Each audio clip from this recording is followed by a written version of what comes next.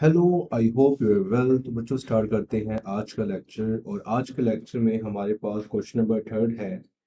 Statement है an army contingent. Okay, here an army contingent of 616 members is to march behind an army band of 32 members in a parade. The two groups are to march in the same number of columns. What is the maximum number of columns in which they can march? तो यहाँ पर question की statement हमें ये बताना चाह रही है कि यहाँ पर एक आर्मी कॉन्टिजेंट है, आर्मी की टुकड़ी है जिसके अंदर 616 मेंबर्स हैं। मतलब जो आर्मी मैन हैं वो 616 हैं। और उनके साथ ही उनके ये किनके बिहाइंड है कि एक आर्मी का बैंड है जिसमें 32 मेंबर्स हैं। ओके, और ये जो बैंड है 32 मेंबर्स का, ये भी आर्मी का है। इसमें भी जो आर्मी के पर्सन्स हैं। और सिमिलर वे में जो यहाँ पर 616 जो मेंबर्स हैं जो कि कॉन्टिजेंट है, उसमें भी आर्मी के मेंबर्स हैं। अब सिमिलर वे में ये टू जो ग्रुप्स हैं, एक तो मेंबर्स का और एक ये बैंड का, ये मार्च कर रहे हैं। और मार्च ये इस वे में कर रहे हैं कि आपको मैं अगर रफली बताना चाहूँ एक पिक्चर की हेल्प से, तो इट्स लाइक दैट कि यहाँ पर हमारे पास जो ये डॉट्स हैं जो मैंने रेड से रिप्रेजेंट किया है, ये बैंड है आर्मी के। और इसमें अप्रोक्सीमेटली 32 मेंबर्स हैं। और इनके ही बिहाइंड हमारे पास यहाँ पर जो मैंने ब्लू कलर से इसको रिप्रेजेंट किया है, these are army contingent having 616 members and both groups are march in the same way. Okay, तो यहाँ पर ये 616 मेंबर्स हैं जो कि आर्मी के पर्सन हैं। और जो ये रेड कलर के जो हमने यहाँ पर रेड जो डॉट्स हमने रिप्रेजेंट किया है, इसमें 32 बैंड वाले हैं। तो यहाँ पर हमने ये बताना है कि ये 32 और 616 इन्होंने कॉलम्स बनाए हैं। तो कॉलम्स को हम ये कह सकते हैं कतार, लाइंस। और इन 32 बैंड्स के मेंबर्स और 616 जो आर्मी के मेंबर्स हैं, ये मैक्सिमम कितनी कॉलम्स बनाएंगे, कितनी लाइन बनाएंगे। और इनकी जो लाइंस होगी, कॉलम्स होगी, वो दोनों इक्वल होगी। जैसे कि इन्होंने यहाँ पर, मैंने रफली आपको यहाँ पर रिप्रेजेंट किया है कि इन्होंने 1 2 3 4 यहाँ पर कॉलम बनाए हैं। और उसी वे में 616 मेंबर्स ने यहाँ पर 4 कॉलम बनाए हैं। ये बच्चों मैंने आपको रफली रिप्रेजेंट किया है।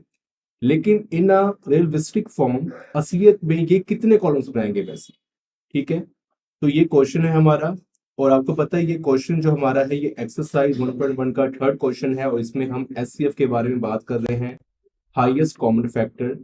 तो सेम वे में हमें भी यहाँ पर इस क्वेश्चन में एचसीएफ ही फाइंड करना होगा। अगर इस टाइप का हमें क्वेश्चन आता है कि मैक्सिमम कितने कॉलम्स बनेंगे, या फिर कोई और वे में भी हमारे पास क्वेश्चन आ सकता है, जैसे कि हमने एग्जांपल्स में किया था कि मैक्सिमम कितने स्टैक होंगे। क्योंकि वहां पर हमारे पास टू डिफरेंट काइंड की बर्फीज थी, काजू बर्फीज एंड बादाम बर्फीज। और she want to place in a different type of stacks. तो what is the number of the stacks. Okay, तो उस टाइम भी हमने इस क्वेश्चन को डील किया था with the help of the HCF. So similar way में यहाँ पर इसका हम सॉल्यूशन स्टार्ट करते हैं।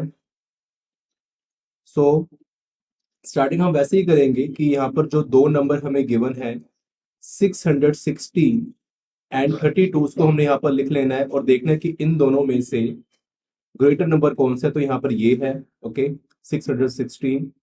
और इसके बाद हमने यूक्लिड्स डिवीजन लेमा का फॉर्मूला यहाँ पर इंप्लीमेंट करना है। तो नाउ बाय यूक्लिड्स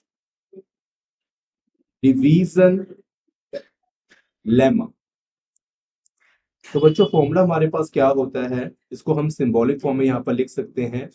और मैंने आपको इन अ थ्योरेटिकल फॉर्म आपको बताया था एग्जांपल में। तो यहाँ पर चलो मैं लिख देता हूँ सबसे पहले थ्योरेटिकल फॉर्म में कि फॉर्मूला हमारे पास क्या होता है। फॉर्मूला बच्चों हमारे पास होता है dividend,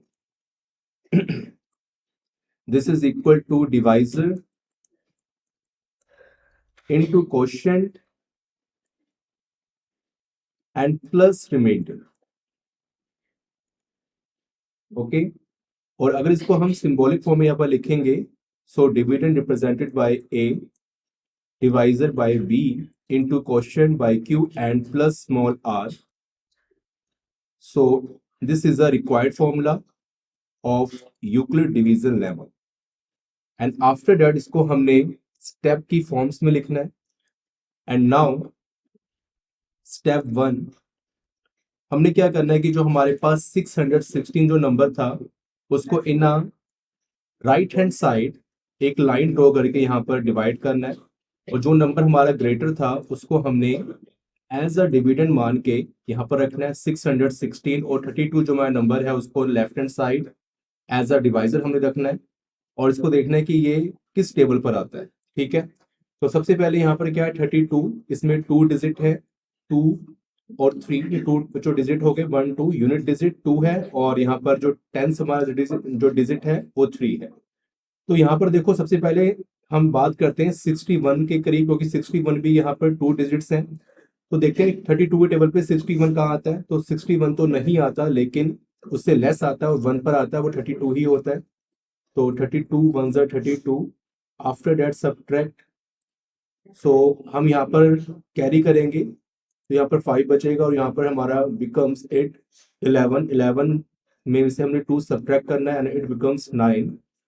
and here remaining 5 minus 3, this is equal to 2. and after that हमने ये 6 हमारा रिमेनिंग है इसको हम नीचे कैरी करना है. 296 हमारे पास आया है. तो यहाँ पर हम इसको अगर हम देखें तो 32 को 9 के साथ मल्टीप्लाई करेंगे, देखते हैं कि हमारा कितना आता है. 9 2 18 और carry 1, 9 3 27 and 28, and this is a 288. तो हमने 288 को यहाँ पर नीचे रख लेना है, और ये हमारा 9 के टेबल पर आया है. इसको बच्चों हम सब्ट्रैक्ट करेंगे तो हमारा रिमेनिंग आएगा 8. एंड फर्दर यहाँ पर डिवाइड नहीं होगा क्योंकि यहाँ पर हमारे पास जो नंबर 32 है ये ग्रेटर है एज कम्पेयर टू 8. तो ये हमारा स्टेप 1 कंप्लीट हो गया. यहाँ पर 616 हमारा डिविडेंट है, और 32 divisor multiply with quotient 19 and remainder 8. And after that हमने क्या करना है सिंपली कि ये जो हमारे पास रिमाइंडर 8 आया है इसको फर्दर हमें डिवाइड करना है. सो 8 को हम यहाँ रखेंगे, जो हमारा इन अ प्रीवियस स्टेप जो डिवाइजर था वो हमारा बन जाएगा डिविडेंड. एंड 8 4 32 एंड सब्ट्रैक्ट किया तो यहाँ पर रिमाइंडर आया 0. और जो हमारा पर्पस होता है वो यही होता है कि रिमाइंडर हमारा 0 आ जाए, and it becomes step 2. So after that 32 this is equal to हमारा डिविडेंड है, 8 हमारा डिवाइजर है, 4 हमारा क्वोशिएंट है एंड 0 हमारा रिमाइंडर है. और जिस स्टेप में रिमाइंडर 0 आ जाए उस स्टेप का जो डिवाइजर होता है वही हमारा एचसीएफ होता है. तो यहाँ पर जो हमारा एचसीएफ 8 आया है, और यही 8 क्या है नंबर ऑफ कॉलम्स है. तो यहाँ पर हम सिंपली लिख देंगे hence HCF of what number 616 and 32 this is equal to 8. तो यही हमारे क्या है कि required numbers of the columns है. कहेंगे therefore required number of maximum columns